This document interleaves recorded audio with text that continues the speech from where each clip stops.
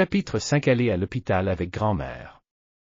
Après leur départ, je pensais que je retournerais à la maison. Alors j'ai attendu sous la fleur près de la porte pour que quelqu'un ouvre la porte pour que je puisse me glisser dedans. Après un certain temps, le médecin est venu.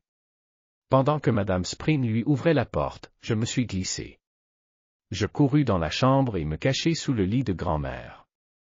Grand-mère était réveillée maintenant, et venait de faire cuire la nourriture par Madame Spring. J'écoutais le médecin donner un contrôle à grand-mère. Il a dit qu'il transférera grand-mère à l'hôpital lorsque la situation de grand-mère sera stable. Bientôt le médecin partit. Je suis monté vers le haut du cabinet où il y avait de la nourriture et de l'eau pour moi.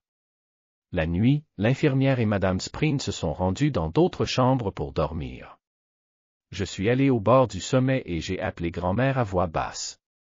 Elle me vit et me fit signe de descendre du cabinet et de venir vers elle.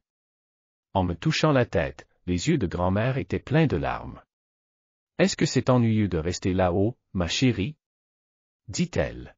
« Non, grand-mère.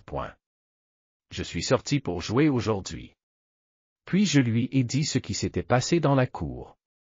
Au début, elle s'inquiétait un peu, puis elle sourit joyeusement. Grand-mère a dit, « Tu ne devrais plus te cacher. Demain, je leur dirai que tu es ma souris de compagnie, mais tu dois garder le silence autour d'eux. » Je pensais que c'était une bonne idée, car il n'était pas confortable de continuer à se cacher. J'ai dormi sous la courte pointe de grand-mère pour une nuit. Tôt le lendemain matin, je me suis levé et je suis retourné au sommet du cabinet. Madame Spring a cuisiné et servi le petit déjeuner pour grand-mère. Grand-mère lui a délibérément demandé, « Avez-vous vu ma souris de compagnie ?» Madame Spring a été surprise, « Votre souris de compagnie ?» Non, je ne l'ai pas vue, pas étonnant qu'il y ait des choses étranges dans la maison, des petites échelles, des appareils sur les portes. Je me demandais pourquoi la porte s'était ouverte. Grand-mère a dit, « C'est un animal avancé que j'ai ramené d'Angleterre, il est très humain. » Alors elle m'a appelé, « Chérie, viens ici pour le petit déjeuner. » J'ai entendu ma grand-mère m'appeler et j'ai regardé du bord du haut du cabinet. J'ai sifflé plusieurs sifflements de souris et je suis descendu sur le lit de ma grand-mère. Grand-mère m'a dit de dire bonjour à Madame Spring. Je sifflai vers elle et puis je me prosternai 2 fois devant elle.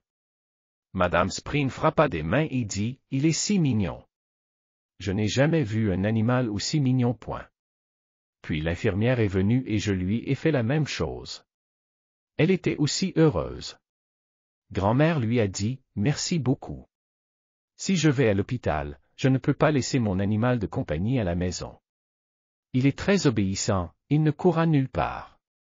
Personne ne peut le voir, il ne fera aucun trouble.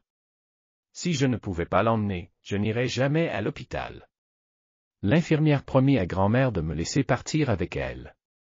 Ainsi, quand grand-mère a pris une ambulance à l'hôpital, je suis resté dans son sac à main.